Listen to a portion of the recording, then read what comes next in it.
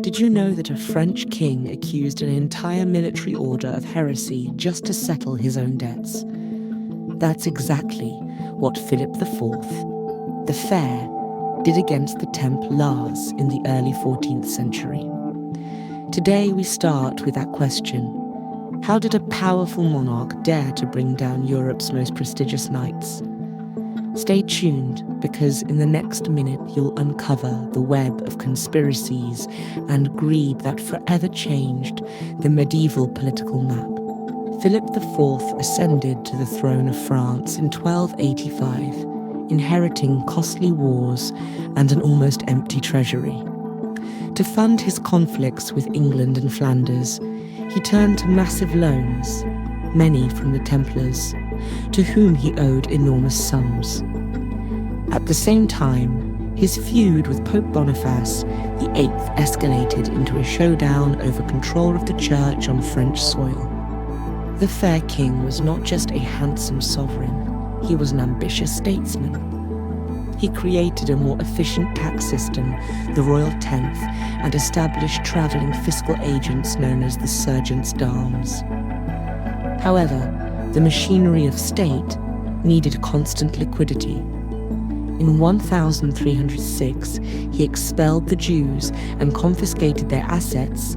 In 1307, on the morning of Friday, October 13th, he ordered the simultaneous arrest of all Knights Templar in France. The legal basis, charges of blasphemy, sodomy, and idol worship, supposedly confessed under torture. The most astonishing part, the Templars had never been stripped of their prestige until that moment. Their farms, fortresses, and treasures financed the Crusades. Philip bought the silence of priests and judges, using royal prerogative to invalidate the ecclesiastical process. He even threatened excommunication for anyone who defended the knights. The downfall culminated in 1312, when the Council of Vienne, pressured by Philip, disbanded the order by papal bull. Their assets passed to the Hospitallers, but much remained in the hands of the crown.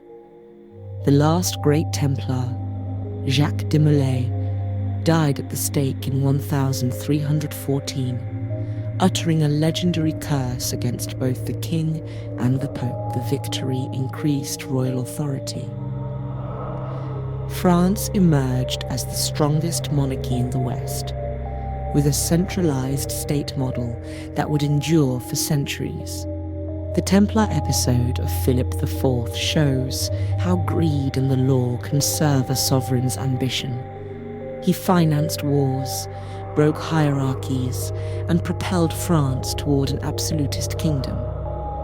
If you were fascinated by this medieval plot, subscribe and hit the bell for our next chapter. We'll set sail into Nordic waters to meet Ragnar Lodbrok and discover how a Viking leader forged his legend. See you on the next voyage.